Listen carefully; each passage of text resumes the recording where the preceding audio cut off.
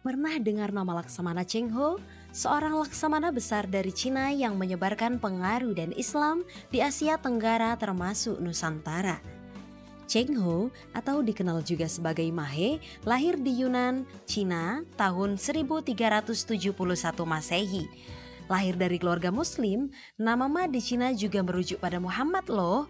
Bahkan berdasarkan beberapa sumber, garis keturunannya dipercaya sampai pada Rasulullah Shallallahu Alaihi Wasallam.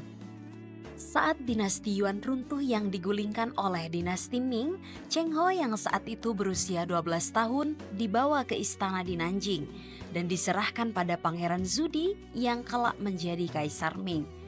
Cheng Ho tumbuh di lingkungan istana dan akhirnya menjadi orang kepercayaan Zudi. Tahun 1404, setelah memenangkan Perang Jingnan, Mahe dianugerahi nama Cheng dan diangkat sebagai Laksamana.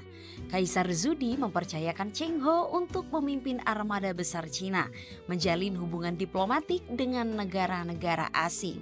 Armada Cheng Ho adalah yang terbesar di dunia pada masa itu. Dengan kapal-kapal yang berisi puluhan kabin, mereka membawa banyak barang-barang sebagai hadiah. Ada kapal bahan makanan, hewan ternak, oleh-oleh dan sebagainya. Total penumpangnya dalam perjalanan itu sekitar 27.000 orang dan ekspedisi pertama dimulai pada 11 Juli 1405. Dalam misinya, Cheng Ho mengikuti prinsip Kaisar Zudi. Yang pertama, seluruh rakyat di penjuru dunia dianggap sebagai keluarga. Yang kedua, pasukan Cina harus beradaptasi di semua tempat yang mereka kunjungi. Yang ketiga, hubungan antar negara harus mendorong perniagaan bilateral. Selama 28 tahun, Cheng Ho mengelilingi Asia Tenggara. Dalam setiap singgah, Cheng Ho turut memperkenalkan ajaran Islam dengan sembunyi-sembunyi atau damai tanpa ada paksaan. Namun, peran utama penyebaran Islam di Nusantara tetap dipegang oleh Wali Songo. Saat Cheng Ho singgah di Cirebon tahun 1405, ia bertemu dengan Sunan Gunung Jati. Pertemuan ini menjadi bukti bahwa ekspedisi Cheng Ho ikut mendukung penyebaran Islam di Indonesia. Kelenteng Sampokong di Semarang ialah salah satu bentuk penghormatan terhadap perannya di Indonesia.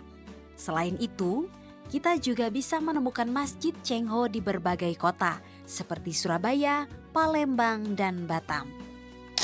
Cheng Ho meninggal pada tahun 1435 dalam perjalanan pulang dari ekspedisi terakhirnya. Makamnya di Nanjing hanya berisi topi dan jubahnya sebagai tanda penghormatan. Cheng Ho dikenal sebagai pelaut yang mempererat hubungan antar bangsa melalui persahabatan dan perdagangan damai. Jejaknya di Nusantara menjadi simbol hubungan erat antara Cina dan Indonesia. Like dan share video ini jika kamu suka cerita tentang sejarah penyebaran Islam di Indonesia.